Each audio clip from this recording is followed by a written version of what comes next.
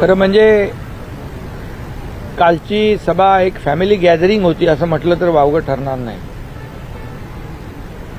आणि एक काय ते कहावत आहे, भानुमती का कुनबा, कहीं से इटे कहीं से रोडे, भानुमती का कुनबा उससे तयार होता है.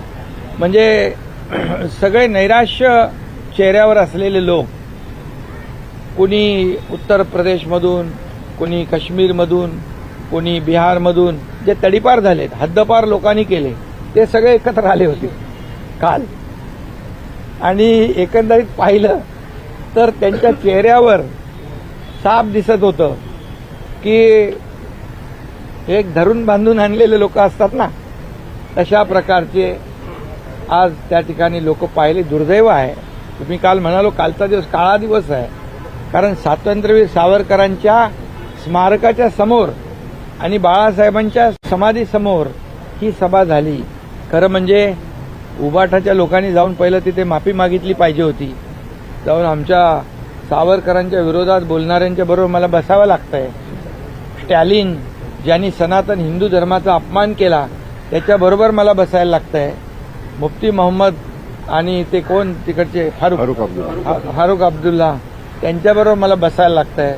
तर ती माफी त्यांनी मागायला पाहिजे होती खरं म्हणजे. आणि त्याचबरोबर आता काल एक शब्द बंद झाला, माझ्या तमाम हिंदू बांधव भगिनींनो. आता पूर्वी हिंदू हृदय सम्राट बाळासाहेब, हिंदू हृदय सम्राट म्हणायला देखील जीभ कचरायची. आता कालही तो शब्द माझे तमाम हिंदू बांधव, तोही तुम्हाला जाणवलं की नाही, तोही रद्द झाला. यावरून आज लक्षात आलं की बाळासाहेबांचे विचार, त्यांची भूमिका, त्यांचं धोरण, त्यांची आयडिओलॉजी हे सगळं सोडलं. आणि म्हणून तर आम्हाला हा निर्णय घ्यावा लागला, त्यांना सोडण्याचा आणि बाळासाहेबांचे विचार पुढे नेण्याचा, त्यांच्या विचारांचं सरकार स्थापन करण्याचा. त्यामुळे काल जे काही अबकी बार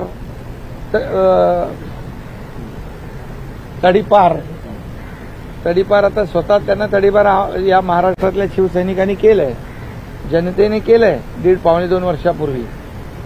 आणि आता जे इतर राज्यातून तडीपार झालेले लोक इथं आले, ते मोदीजींना कसं काय तडीपार करू शकतात?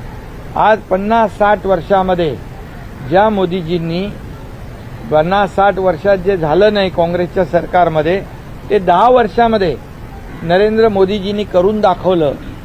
आणि त्याचा परिचय आपल्या समोर आहे.